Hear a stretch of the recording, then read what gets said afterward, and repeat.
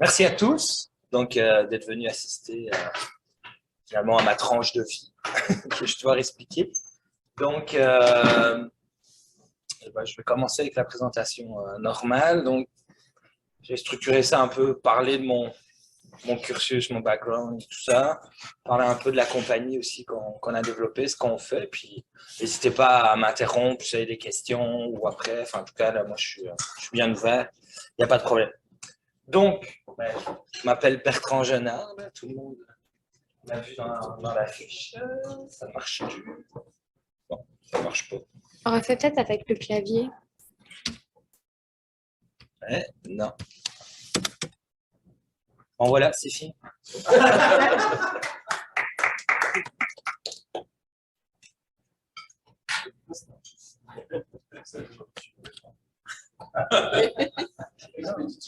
Okay. Alors ça marche. Ah ouais, ça marche. Okay. Donc, je vais vous dire un peu qui je suis. Donc, vous l'entendez peut-être, je ne suis pas un natif du Québec, je viens de Belgique. Donc, je suis arrivé ici en 2005. Donc, je suis arrivé ici pour faire mon doctorat dans le laboratoire de Régent. Merci Régent de m'avoir accueilli. Donc, au niveau de la formation, justement, donc, j'ai fait d'abord mes études en Belgique, donc à l'Université catholique de Louvain, l'UCL, pour ceux qui connaissent. J'ai fait un bac en bio, puis après j'ai fait un master en biologie avec une orientation en physiologie où j'ai travaillé sur le métabolisme énergétique des poissons abyssaux, démersaux, donc sur les rat-tail fish exactement. Après ça, j'ai fait un DEA, donc une autre maîtrise finalement, sur Arincola marina, qui est un polychète qui vit au niveau des fumerolles sur le pôle chaud dans les sources hydrothermales. Après ça, je suis arrivé pour mon doctorat à l'ISMER avec Régent en 2006. Puis après ça, entre 2012 et 2016, j'ai fait plusieurs post-docs en co-tutelle avec le département de chimie à l'UQAM, avec Isabelle Marcotte, puis encore avec Régent. Donc ça, c'est au niveau de la formation. Au niveau des expériences professionnelles, bon, je ne vais pas rentrer, j'ai pris quelques trucs de mon CV, c'était plus facile, donc je vais passer ça rapidement. Donc, tout ce que j'avais comme étude avec l'Université catholique de Louvain, j'étais amené à travailler beaucoup dans le milieu océanographique, donc j'ai fait des expéditions en mer avec l'Ocean Lab d'Aberdeen. Donc, j'ai participé à des missions océanographiques à ce moment-là. Après ça, après mes deux maîtrises, finalement, j'ai dit que j'avais plus l'énergie de continuer directement en doctorat. Donc, je suis parti dans le privé et j'étais analyste programmeur pour des bases de données dans une société de crédit, donc rien à voir avec la biologie. Par contre, j'ai vraiment beaucoup appris sur des aspects économiques, donc beaucoup en macroéconomie, microéconomie. Puis, surtout, j'ai appris beaucoup en programmation. Ce qui m'aide encore actuellement. Donc, j'ai pu développer des aptitudes de langage, par exemple en SQL, VBA, des choses que j'ai appris là-bas. Donc ça, je suis revenu. Puis je voulais insister aussi, moi je suis quand même impliqué dans le RAC depuis pas mal de temps. Donc de 2013 à 2015, j'étais étudiant sur le comité de direction du RAC. Puis, j'ai continué après, j'ai été sur le comité conseil, c'est ça Régent? J'ai été un bout sur le comité conseil aussi pour la stratégie renouvellement pour le RAC. Après ça, j'ai fait beaucoup de travaux aussi sur des CA, des comités autres. Je l'ai été pour le centre de la petite enfance de mes enfants, j'ai été quand même longtemps là-bas aussi. J'ai été aussi, je suis encore d'ailleurs, président du comité d'administration pour le créneau Accor Bas-Saint-Laurent, donc le RSM Bas-Saint-Laurent, et je suis encore actuellement sur le conseil de l'ISMER comme membre industriel. Donc ça, c'est un peu pour tout ce qui est participation finalement à d'autres comités. Je suis chargé de cours aussi depuis 2012 à l'ECAR, où je donne des cours au département de chimie et au département de biologie. Donc les cours plus biochimie, structure moléculaire du vivant. Donc j'ai eu quelques étudiants qui sont ici d'ailleurs. Donc je était de mes étudiants. Aussi fait partie de mes étudiants. Donc je donne des cours aussi en chimie, tout ce qui est en biotechnologie. biotechnologie industrielle et outils biotechnologiques. Et puis, évidemment, depuis 2016, donc j'ai été le président et fondateur, enfin cofondateur, parce que j'ai fondé l'entreprise Isobiochem, donc les laboratoires Isobiochem, avec Jean-Nicolas qui est ici, qui est le financier, puis Alexandre Boudreau, qui est aussi passé dans le lab à Régent, qui lui est ingénieur. Donc on a fondé la compagnie les laboratoires Isobiochem. Donc cette compagnie-là est arrivée pas de nulle part, c'est au départ sur une technologie qu'on a développée quand j'étais en postdoc avec l'équipe à Régent puis à Isabelle, qui permettait de produire de la biomasse de microalgues enrichie en isotopes stables, donc principalement le carbone 13 et le N15 à l'époque. Donc, c'était une technologie qu'on trouvait intéressante. Donc, vraiment, pour expliquer mon parcours, donc c'est sûr que moi, quand j'étais dans la phase postdoctorale, j'avais une vision plus académique, donc je voulais devenir professeur-chercheur, donc j'avais appliqué sur des postes, ainsi de suite. Puis c'était une époque où il n'y avait pas beaucoup de possibilités aussi, donc on parle des belles années Harper-Couillard, donc c'était plutôt limité au niveau des budgets, donc il y avait moins d'opportunités. Puis j'ai rencontré Samuel, qui avait une compagnie en pharmaceutique, donc Samuel Fortin, qui m'a ouvert les yeux, en tout cas m'a montré finalement la possibilités, les options qui existaient pour faire finalement une valorisation de mes recherches, de mon potentiel scientifique, non plus dans l'académique, mais du niveau industriel et commercial. Donc là, j'ai fait le saut. J'étais un peu tout seul, puis après ça, j'ai rencontré Alex, puis Jean-Nic, puis on s'est lancé dans l'aventure. Donc, depuis, finalement, on l'a fondé en avril 2016, mais on est en activité réellement depuis janvier 2017. Donc, justement, parlons d'Isobiochem. Donc, qu'est-ce que c'est?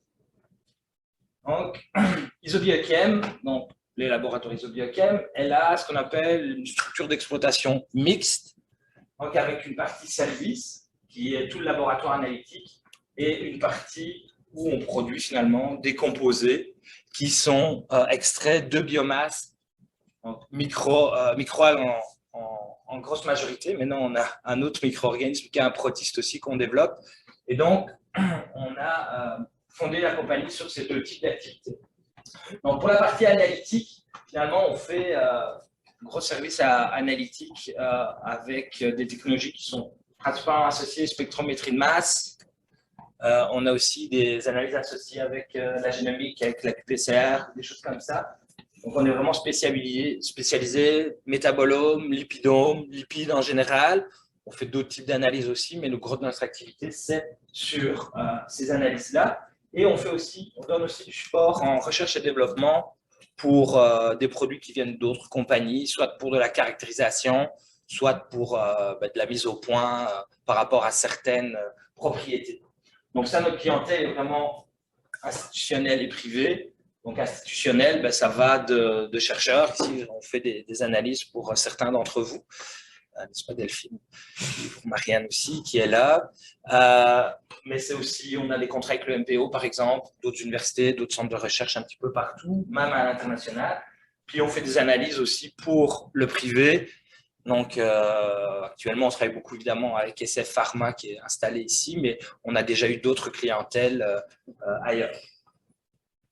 Donc, ça, c'est pour la partie analytique.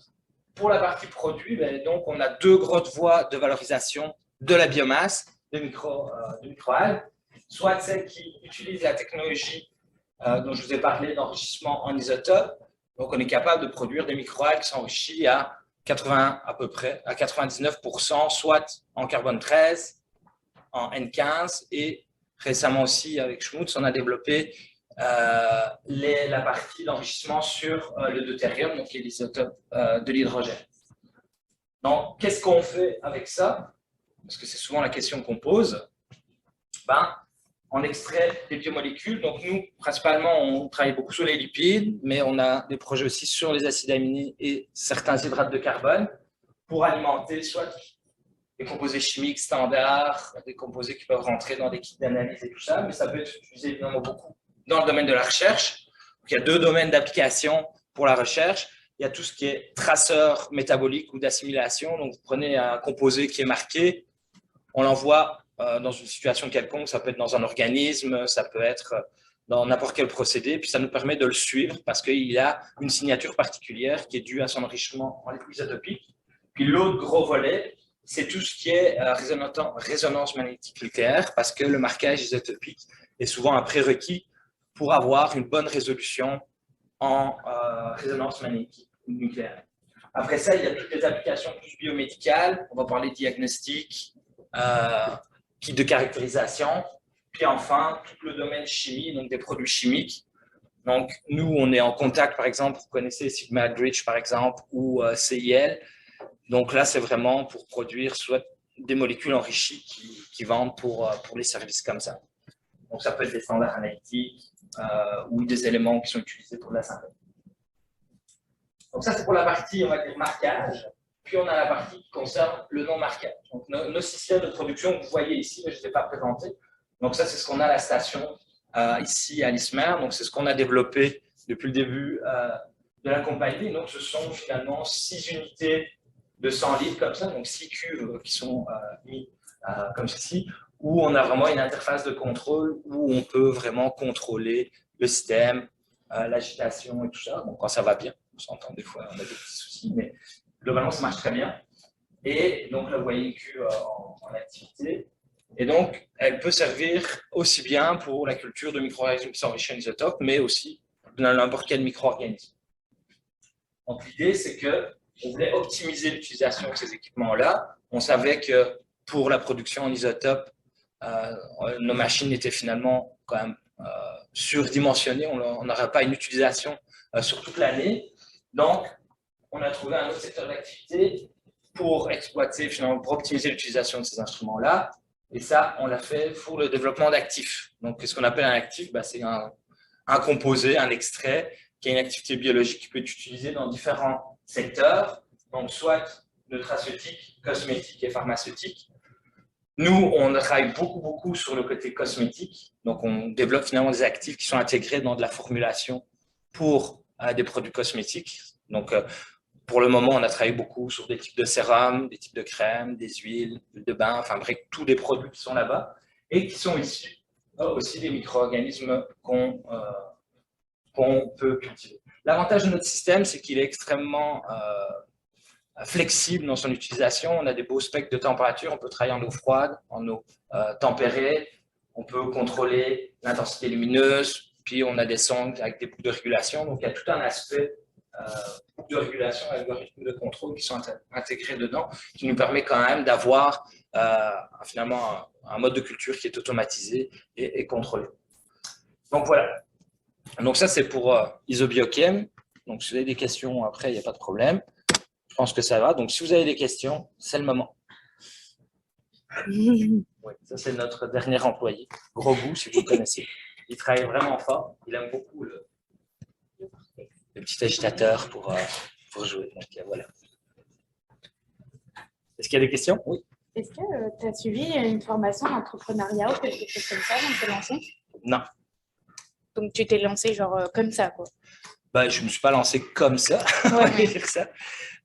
En fait, on a été… il y a beaucoup d'aides qui viennent sur le côté. Donc, nous, le projet est parti… Au tout début, on est parti avec Entrepreneuriat Écart.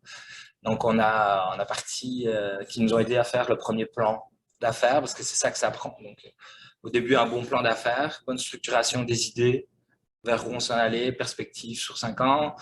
Donc, on a rentré ce premier plan d'affaires-là. On a eu la bourse Ginette Côté à l'époque, qui nous a permis après d'avoir accès avec la SOPER. Tu me corriges, Johnny, qui est dans le processus. Donc, après, on était avec la SOPER, donc la Société de promotion économique de Rimouski. Donc là, on a retravaillé le plan d'affaires là-dessus. Puis là, on a commencé à avoir une table plus générale avec les différents organismes subventionnaires qui pouvaient nous aider, donc qui allaient de DEC. On était avec aussi SADC à l'époque. Puis après ça, il y a d'autres programmes qui sont ajoutés qui sont associés à OMEI, par exemple, ou ainsi de suite. Donc, on a toujours fonctionné comme ça. Puis, le gros avantage avec le modèle qu'on avait, c'est que vu qu'on avait déjà une partie analyse qui arrivait assez tôt dans l'entreprise, ça nous a permis d'avoir des revenus assez rapidement dans la compagnie qu'on a pu réinvestir pour la R&D, pour se développer, parce que c'est sûr que pour le type de compagnie qu'on était, on avait besoin d'un gros plan de développement au niveau matériel, on a besoin de beaucoup d'équipements. Donc tout ça a grandi avec le temps. Puis juste pour te dire, tu parlais un peu de la formation entrepreneuriale, c'est sûr que on avait une forme de mentorat, quoi. Samuel nous a beaucoup aidé parce que lui avait déjà sa compagnie, il était déjà passé par plein d'étapes, donc ça nous a beaucoup aidé. Puis au niveau aussi plus structure, R&D, académique, Régent était dans le comité conseil qu'on avait aussi. Il y avait Serge, qui était l'ancien directeur de l'ISMER, qui était avec nous aussi, qui nous avait beaucoup aidé. Puis on avait des gens du secteur aussi qui nous ont permis de nous ouvrir des portes. Après ça, c'est sûr que tout l'écosystème de soutien aux jeunes entreprises, on a embarqué rapidement avec ça. Je parle du CNRC, par exemple, avec le programme Paris, Cribic, on a eu beaucoup de projets, on a beaucoup de projets encore avec eux. On a eu des programmes phares aussi, MEI, Innovation, MAPAC. Donc, on a été chercher vraiment beaucoup de programmes de subvention pour pouvoir se développer. Donc, actuellement, plus on était à 7, là, on va bientôt revenir à 6. On espère bientôt 7 aussi, dépendamment. Donc, on reste toujours un peu avec un staff. Aussi bien, donc, au niveau du staff, il y a Amélie qui est derrière, qui est biologiste. Jean-Nic, qui est comme notre directeur financier, qui fait beaucoup de choses autres que la finance aussi. Sinon, on a Alex qui est pour tout ça, c'est ingénieur.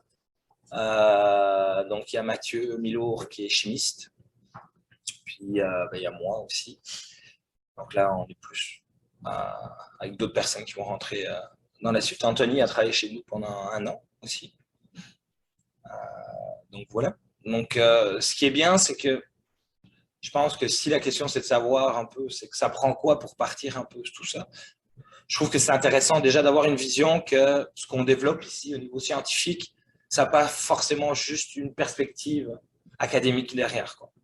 Je trouve qu'il y a beaucoup de choses qu'on apprend au niveau technique, compétences, puis après ça, il y a des choses qu'on peut découvrir qui sont valorisables aussi d'un point de vue, on va dire, industriel, mais pas forcément industriel, mais ça peut être service, ainsi de suite, en tout cas au niveau business.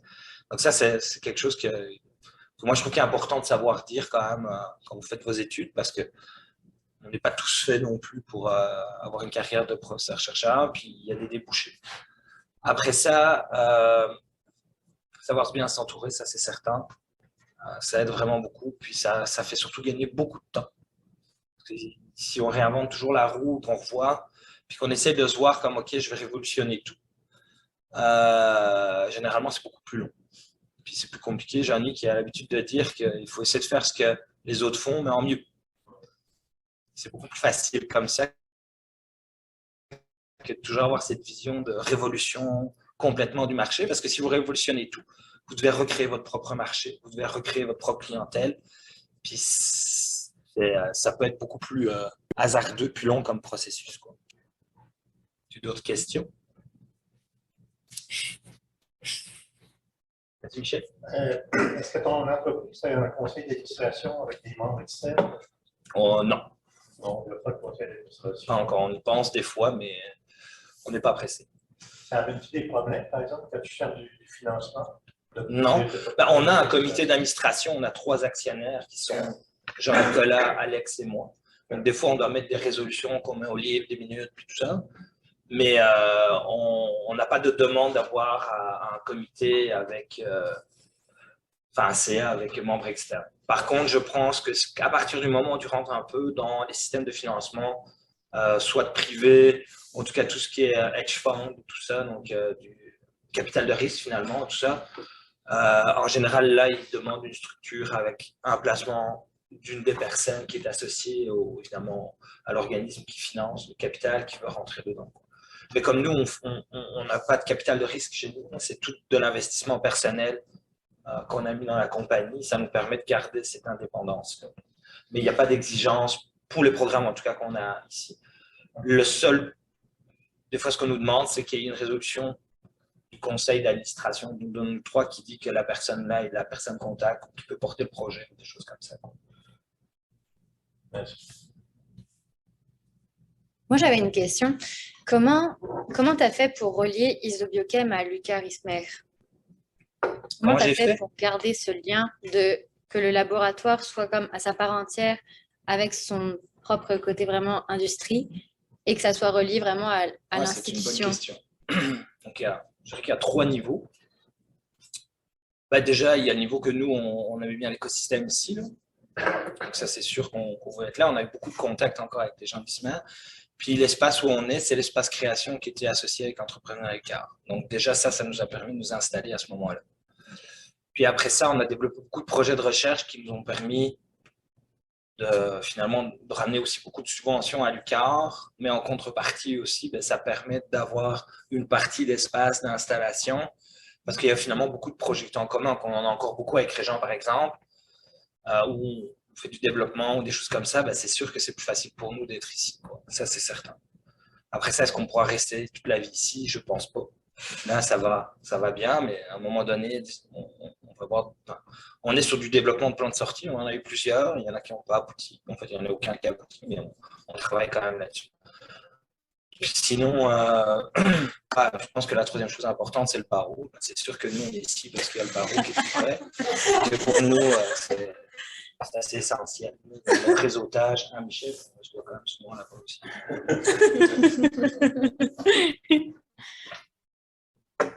Oui. En fait, tu as parlé de bien s'entourer. Est-ce que tu peux développer plus toi en tant que scientifique à la base, donc qu'est-ce qui t'en donne tout ça en sciences, malgré un background en finance, comme je t'ai expliqué, en tant que scientifique, c'est quoi bien s'entourer? Tu arrives avec tes compétences scientifiques, tu es scientifique, bien s'entourer pour développer une compagnie et la maintenir à flot dans le temps, c'est quoi? Mais je pense que la première grosse partie, justement, que tu dis, dans l'entourage à avoir, c'est d'avoir des gens qui ont des compétences en finance, ça c'est sûr et certain. Avoir des gens qui ont quand même décidé aussi de la structure du marché sur lequel tu veux travailler. C'est des choses super importantes à valider.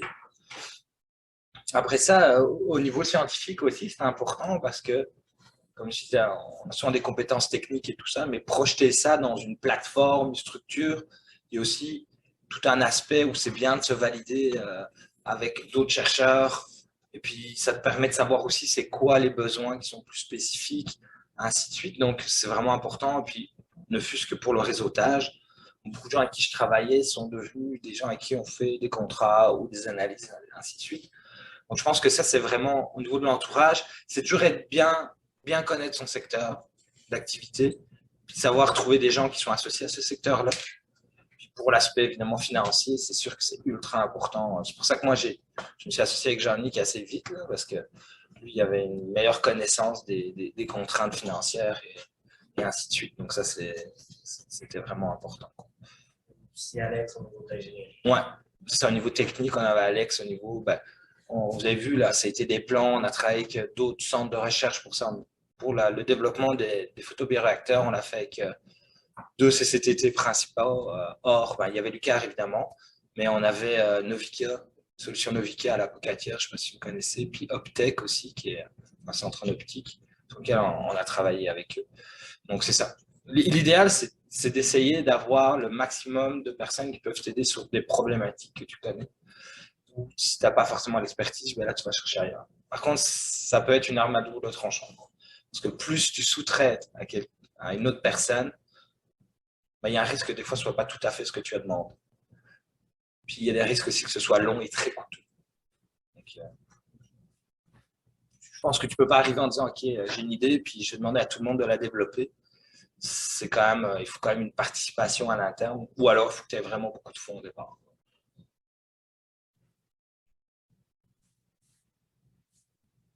Michel, question? Tu as répondu un petit peu à ma question, mais comment Isobiochem se distingue des autres entreprises qui sont à peu près dans le même secteur d'activité au Québec et au Canada? OK. Donc, on parle des avantages concurrentiels, par exemple. Qu'est-ce qui nous met sur la map plutôt que d'autres? À plusieurs points de vue. Donc, je pense que le premier, c'est vraiment au niveau du marquage, par exemple. Notre avantage concurrentiel est vraiment sur l'utilisation des matières premières pour l'enrichissement. On a vraiment des très beaux taux de conversion, très peu de pertes, ce qui fait qu'en on a des coûts de production qui sont beaucoup moins que les autres. Pour ça, pour être tout à fait honnête, ce qui est un peu particulier du secteur, c'est que finalement, la matière première est vendue par les personnes qui vendent les produits. Donc, on peut vite rentrer dans un schéma de sous-traitance où finalement, tes avantages concurrentiels oui, permettent de placer parce qu'ils ont eu tout de suite l'intérêt des deux plus grands distributeurs du secteur qui sont Cambridge Laboratories. Pour ceux qui connaissent les isotopes, c'est vraiment énorme. Puis évidemment, Isotech qui est la branche de Lipor Sigma. Donc eux, à eux deux, ils ont quasiment 60% du secteur de distribution. Ce qui fait que ce n'est pas toujours très facile à survivre dans ce genre de système-là. Donc nous, on est sur une approche où on y va vraiment sur au plus loin possible, on peut aller sur nos compétences. Donc, juste pour te donner une idée, tu peux arriver, bon, je peux vendre 1 gramme d'un produit qui a une très très haute valeur ajoutée comme ça.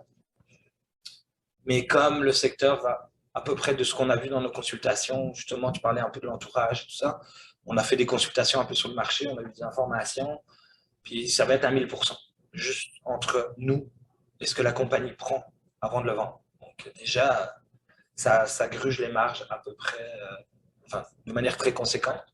Donc nous, on y va plus sur du produit transformé, par exemple, des kits d'analyse. Et là, on développe des nouvelles affaires qui sont proches de certaines choses qui existent déjà. Mais là, on peut se positionner peut-être plus spécifiquement là-dessus parce qu'on a un autre avantage concurrentiel, c'est qu'on n'est pas juste des producteurs de microalgues. On est des applicateurs aussi de la technologie isotopique, donc on sait comment l'utiliser, qu'est-ce que les gens veulent, puis comment développer ça. Par exemple, je te donne un bon exemple, nous, on travaille beaucoup en lipidomique, par exemple en spectrométrie de masse, il y a des standards qui sont utilisés dans ce secteur-là pour le faire. Puis souvent, on peut les acheter, vous avez tous entendu, je ne sais pas si vous connaissez, Cayman, Cedar Lane, sont des gros distributeurs de ce genre de produits-là. C'est des produits qui coûtent vraiment très cher, mais qui ont le gros avantage d'avoir une plus faible quantité en produit. Donc ça nous permet d'avoir moins de pression sur la production, d'avoir moins de pression sur finalement sur le risque associé aussi à la production. Parce que comme notre matière première est très chère, si on fait des plus grosses cuves, si on y va avec des 100 litres ou des choses comme ça, c'est beaucoup d'intrants, beaucoup de risques associés à ce que la culture va fonctionner. Si on diminue en quantité, on diminue le risque. Et on va chercher plus de valeur dans le produit, mais plus loin dans la chaîne de valeur. On n'a pas un produit brut que eux vont utiliser justement pour mettre dans leur propre kit ou dans leurs propres affaires, mais nous développer ça. Puis la stratégie nous permet aussi de nous positionner, d'arriver avec des arguments, parce que quand on est face à ces personnes-là, si on arrive, écoutez, ouais, on a une belle technologie et tout, on n'a jamais rien vendu. C'est sûr qu'on part avec un levier de négociation qui est beaucoup plus faible. Donc on travaille beaucoup là-dessus. Jean-Nicolas, c'est pas mal ça. Si on y va encore sur la production, ce qui était important pour nous, c'était d'être à échelle de ce qu'on avait. Clairement, tout le monde pense à l'échelle micro, là, vous pourrez faire du biodiesel, par exemple. Bon, de toute façon, le biodiesel, moi, je pense que c'est mort sur la planète. Avec l'électricité, puis l'hydrogène qui s'en vient, je ne pense plus que ce soit vraiment une voie qui soit très exploitée. Mais ça demande beaucoup de tonnage et de volume pour le faire. Donc, par rapport à mon échelle de jet de production, je ne peux pas commencer à faire du biodiesel. Ou alors, je vais en faire quelques millilitres. Donc, ça ne sert pas à grand-chose. Donc, l'idée, c'était de trouver des produits qui sont vraiment à notre échelle. Donc, justement, les isotopes, c'était bien. Même quand notre échelle était même un peu trop élevée pour ce qu'il y avait au niveau des demandes. Puis, c'est pour ça qu'on est tourné vers les actifs cosmétiques. On a un gros avantage concurrentiel, c'est que nos systèmes peuvent travailler dans une très grande diversité de micro-organismes. Donc, on peut aller avec de l'eau douce, de l'eau salée, on peut aller en froid comme en chaud. On a différentes façons de cultiver les affaires aussi qui nous fait qu'on peut cultiver finalement des choses qui ne sont pas cultivées à grande échelle ailleurs. Parce que justement, les autres sont plus à des échelles supérieures et ils n'ont surtout pas de système qui permettent par exemple de travailler à 4 degrés. Donc là, on est capable de travailler sur des biomasses spécifiques puis d'extraire des produits spécifiques. Donc là, on a choisi les cosmétiques pour les actifs. Donc, on a développé aussi toute l'expertise pour valider ces actifs. Donc, on a une grosse plateforme de screening, si vous voulez, où on regarde les propriétés antioxydantes, anti-inflammatoires. On fait de la génomique pour voir production de collagène. Enfin bref, on a énormément de choses qui sont dedans qui nous permettent de les sélectionner à l'interne. Puis là, on a un réseau de formulateurs. Donc là, on peut se dire, on a nos propres actifs qui sont à notre échelle et puis qui ont aussi une très forte valeur ajoutée. Donc, ça nous permet d'optimiser. Donc, ça, c'est un autre avantage concurrentiel, c'est que notre système est hybride un peu sur tout. On peut faire des isotopes, on peut faire autre chose. Puis ça n'existe pas sur le marché. Il n'y a personne qui travaille sur les deux tableaux. Pour revenir aux isotopes aussi, il faut le dire, il y a juste 5 compagnies dans le monde qui font de la production de microalgues enrichies avec des isotopes. Il n'y en a vraiment pas beaucoup. Voilà, ça, c'est tous les avantages pour la production. Au niveau de l'analyse, justement, c'est que là où on a un avantage, c'est que comme on est un peu à tous les bouts de la chaîne de valeur aussi de l'analyse, aussi bien traitement de la donnée, production de la donnée, puis on a une bonne équipe qui connaît bien les machines, puis il n'y en a pas tant que ça ici. Donc, je veux dire, si on parle des machines qu'on a au laboratoire, que ce soit le QTOF, même en triple quad, triple quad, il y en a beaucoup plus, mais juste pour le QTOF, le modèle qu'on a, il y a peut-être 2 machines au Québec. Pour ça, il y en a d'autres qui sont des versions plus anciennes, ou des choses comme ça. Il y a de l'Orbitrap aussi qui traîne un peu. Mais si on regarde, à part Montréal, Laval, il n'y a pas beaucoup d'universités qui même à Sherbrooke, ils n'ont pas d'équipement comme ça. Donc là, on a quand même un avantage, on se positionne bien au Québec. Puis, on a un réseau éclaté aussi. De par mon parcours académique, je touche beaucoup du marin. Mais tu vas à Laval ou au département de médecine à l'UDM ou à McGill, eux, ils n'ont jamais touché à du marin. Puis ça a des contraintes. Donc, on a pu se trouver aussi cette niche-là, qui fait qu'on permet d'avoir les contrats avec le MPO, par exemple, ou avec Pierre ou avec Régent. On travaille principalement sur des organismes marins. Donc, ça permet d'avoir un positionnement intéressant là-dessus. Puis comme on a un peu toutes les parties dans l'analyse, aussi bien un peu plus macro que plus spécifique. Donc, quand je dis macro, c'est faire un dosage de lipide général, puis après on va aller peut-être acide gras, là on va analyse proximale sur les classes en lipidomique, puis comme on fait avec aussi avec Delphine, on peut aller sur les métabolites d'oxydation, les métabolites générales, on peut redescendre dans l'échelle tout en étant plusieurs niveaux. Généralement, les labos vont spécialiser pour un niveau, faire juste du GC, juste du LC, mais d'avoir plusieurs niveaux d'analyse, ça nous aide aussi. Donc, je pense qu'on se positionne bien là-dessus aussi. Puis comme on a tout l'aspect aussi commercial, mais donc on a des compagnies qui vont nous dire ok, on a besoin de tout pour développer un produit, pour caractériser un produit. Donc on n'est pas juste lié à l'institutionnel, mais on est lié aussi au secteur privé, quoi. Donc ça nous aide beaucoup. Genre simple que tu connais bien, à toute la validation des effets des MAC qu'il y a, des actifs, et puis les impacts par exemple sur la gestion de l'inflammation, toutes les analyses sont faites chez nous, quoi. Pour voir la production, PGE2, ainsi de suite, les tests qu'il fait pour l'inflammation, c'est nous qui sommes le bras analytique aussi. Donc, c'est sûr qu'il y a une bonne symbiose aussi avec l'entreprise de Sam. Là-dessus, on développe des choses ensemble. Donc, puis, on reste toujours à... L'avantage aussi, c'est qu'on n'est pas une grosse structure, quoi. Donc, on sait se retourner assez vite. On a une bonne créativité d'idées qui sortent du lab. On n'est pas à 150 employés avec des machines spécialement dédiées qui font plus de 100 000 analyses, la même analyse sur l'année. C'est un autre domaine pour nous. C'est une autre échelle. Puis, nous, on n'est pas là du tout. On est plus dans du custom, un peu plus niché. Ça répond à ta question. Ça répond à ma question. Est-ce qu'il y a d'autres questions en salle ou même sur Zoom?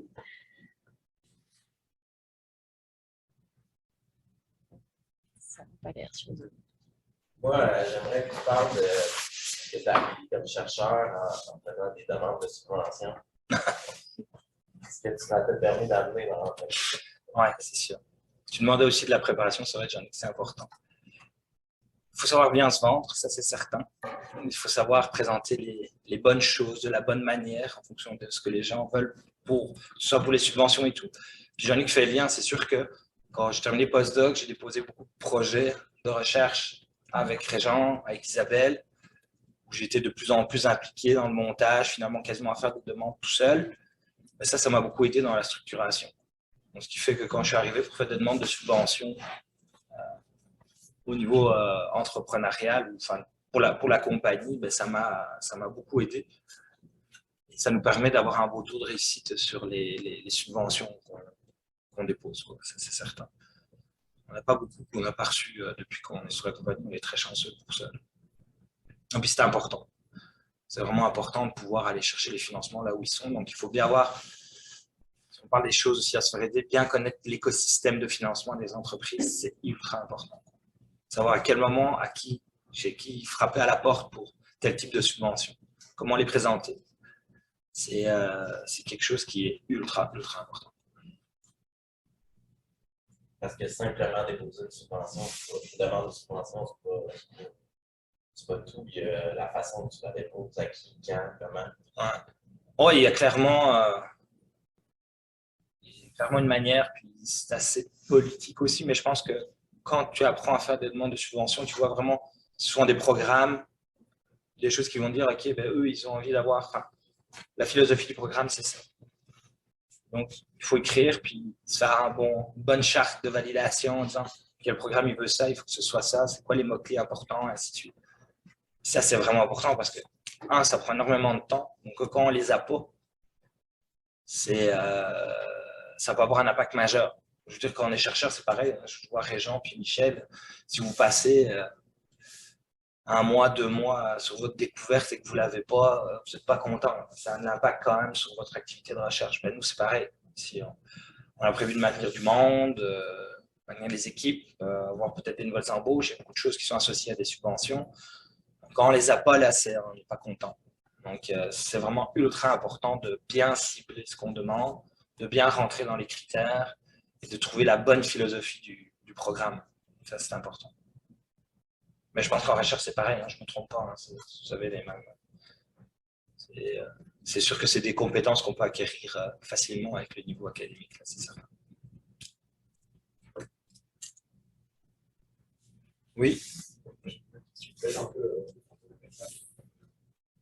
je parle de subvention. Au départ, il y a de l'argent que l'investisseur doit investir au départ pour le capital de l'entreprise. Et ensuite, après, tu parles de financement, de demande de financement. Ces financeurs, est-ce que c'est comme en recherche que tu peux poser un projet? Tu veux dire, est-ce que tu dois rembourser? Est-ce que c'est du non remboursable, remboursable? C'est ça que je veux dire en fait. Ouais. Est-ce que les gens qui te donnent de la thune, derrière, ils attendent que tu leur revends cette thune et que tu en aies fait quelque chose qui est valorisé, ou c'est juste genre. Il y a les deux existent.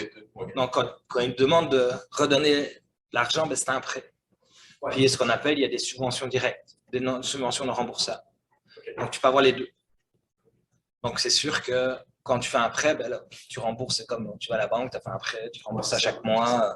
Puis après ça, il y a des modulations qui arrivent. Donc, des fois, tu peux avoir un congé de taxes qui disent que pendant la première année, tu payes pas pas congé d'intérêt. Donc, tu ne payes pas les intérêts. Après ça, tu peux avoir vraiment des prêts sans intérêt. Genre DEC fait des prêts sans intérêt. Puis ils te disent que tu dois commencer à rembourser 2 ans après la fin du projet. Donc, toi, ils te donnent l'argent, c'est pour me capitaliser dessus avant de commencer à rembourser. Après ça, tu peux avoir des subventions directes. Donc là, c'est vraiment... Mais ce qu'ils demandent souvent là-dessus, c'est qu'ils ne te financent pas à 100%. Ils vont te donner un critère, souvent c'est 50% du projet de le finance. Puis ce qui est important, c'est de pouvoir faire des cumuls de projets. C'est-à-dire que tu peux demander ton projet, tu peux le déposer à 2 programmes différents. Puis là, ils vont te dire, là, si tu fais le cumul des aides gouvernementales, il ne faut pas que ça dépasse 75 ou 80% du coût de projet total. Donc, c'est sûr que la façon d'optimiser tout ça, c'est que pour chaque argent personnel que tu as mis ou argent qui est rentré de l'activité économique de la compagnie, tu essaies d'avoir un bon ratio subvention qui est à côté. Nous, on essaie toujours de travailler à peu près à 25-75%, donc on met 25% de notre propre liquidité, puis 75% qui est financé en non remboursable. Mais après, ça dépend pourquoi. Pour les équipements, c'est pas pareil. Pour les salaires, c'est pas pareil. Tout est différent. Mais globalement, tu as toutes sortes d'aides qui existent sur le secteur. Après ça, dans les comptes rendus, puis qu'est-ce que les organismes subventionnaires te demandent? C'est d'avoir une croissance, d'avoir... Eux, ce qu'ils veulent, c'est permettre à l'entreprise d'exister, qu'elle va participer à l'économie. Donc, on a tout le temps des rapports à donner, les états financiers, évolution, revenus, création d'emplois. Puis après ça, toutes ces subventions-là se terminent par c'est quoi les retombées pour le Québec, retombées pour le Canada, retombées pour l'entreprise. Donc, ça fait vite des énormes demandes. Là, on parle de plusieurs dizaines de pages des fois. Mais l'idée, c'est d'avoir une bonne philosophie. Ce qu'ils veulent voir, c'est que tu maîtrises bien tous les aspects de ton projet et que tu maîtrises bien ce qui s'en vient dans le futur. Donc, les projections, qu'est-ce qui va arriver? Est-ce que ta stratégie a du sens ou pas? Mais oui, tu peux avoir les deux. Puis si tu vas dans le remboursable, l'extrême, où tu peux aller chercher des fois des montants beaucoup plus intéressants, c'est le capital de risque. Puis dans le capital de risque, tu as plusieurs. Tu as vraiment les hedge funds aux États-Unis, au Qatar, tout ce que tu veux. Tu as des trucs qui sont très directs, mais ici, tu peux aller avec des organismes intermédiaires comme la FTQ, par exemple. Tu sais, les fonds qui sont associés aux activités du Québec, ben, c'est peut-être un peu moins agressif qu'un un hedge fund qui va demander un rendement de 20% ou de 15% sur les trucs, puis tu dois rembourser dans les 2 ans. Là, tu sais. Donc, mais c'est du capital de risque. Donc, Eux, ils demandent des comptes. ouais, c'est ça. Et eux, ça va prendre du rendement rapidement. Donc, la question, c'est de savoir est-ce que tu es capable de donner ce rendement-là rapidement. Donc, si tu veux aller là, c'est un arbre à double tranchant. Et nous, ce qui était notre force, c'est qu'on s'est rapidement donné le droit d'aller dans d'autres branches. Au départ, c'était que les isotopes, que le carbone 13. Ouais. Puis on s'est donné le droit d'aller en analyse, on s'est donné le droit d'aller explorer d'autres choses. Si on était en capital de risque dès le début, on n'aurait pas pu. On n'existerait plus, quoi. C'est On sûr. n'aurait pas pu se donner le droit, il aurait fallu rester là. Puis eux, ils demandent des garanties. Ça donne un développement qui est plus long. En bout de ligne, qu'on trouve qui est plus solide. Fait qu'au départ, quelqu'un qui voudrait se lancer, il faudrait se diriger vers. Il faudrait s'endetter comme ça. Ben, à moins que tu sois certain que tu vas faire l'argent avec ça. Tu as trouvé quelque chose, tu sais que tu peux le commercialiser demain matin, puis faire du gros cash. Là, va changer de capital de risque, ça ne sera pas long, tu vas pouvoir te développer rapidement. Mais c'est beau de trouver quelque chose. Moi, je suis souvent Bertrand, il y a-tu un marché pour ça? Toi, tu penses que tu as révolutionné la roue. Le marché n'est pas prêt à voir cette révolution-là. C'est sûr que c'est de mettre les deux ensemble. Souvent, Bertrand, je trouve qu'il y a une vision chercheur. C'est pas de mauvaise chose. Mais le marché, il y a une autre vision. Des fois, c'est assez incroyable la discordance entre les deux. Parce qu'au début, c'est vraiment un réflexe qu'on a. On veut être unique. On cherche beaucoup l'unicité quand on parle d'une compagnie. On dit, OK. Mais au final, le marché ne cherche pas tellement l'unicité, quoi. Il cherche surtout quelque chose qui se démarque, mais qui n'est pas très, très loin de ce qu'ils connaissent, quoi. Parce que l'incertitude, c'est que tu dois changer les mentalités. Tu dois changer le marché. Puis ça, c'est un processus qui est très long parce que tu as toute la charge marketing à développer là-dessus. Tu dois développer ton marché. Puis ça, c'est vraiment long à faire, quoi. Arriver avec un nouveau produit que personne ne vend, ça prend du temps. Tu réponds à un besoin de capital demain matin. Ouais, c'est sûr que tu arriverais avec la formule pour faire la fusion à froid. Là. Ça n'existe pas sur le marché, mais tu n'auras pas de problème de financement. On s'entend. Mais c'est pas, les découvertes sont rarement dans ce secteur, enfin, dans cette unicité-là. Parce que les outils font l'eau. Ouais, pas mal ça. J'en ai qui c'est ce qui me répète ça au moins une fois par semaine.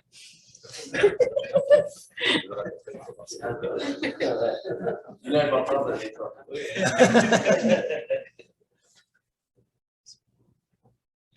Ben, merci beaucoup, Bertrand. Ben, Je merci à pense vous que surtout. c'est ça. Merci de l'attention. Merci pour les belles questions. Donc, si vous veux plus d'informations, ben, quand le barreau sera ouvert, vous êtes les bienvenus aussi. Puis c'est ça, puis ben, sinon, nous, on se retrouve le jeudi 27 avril pour le prochain Midi Carrière RAC. Cette fois-ci, ça sera René Gagné qui nous présentera du coup sa carrière. C'est donc une ancienne étudiante de l'ISMER qui est devenue donc coordinatrice du RAC et qui est auxiliaire de recherche de Céline Audet après sa maîtrise. Et maintenant, elle est donc biologiste en gestion des océans à l'IML.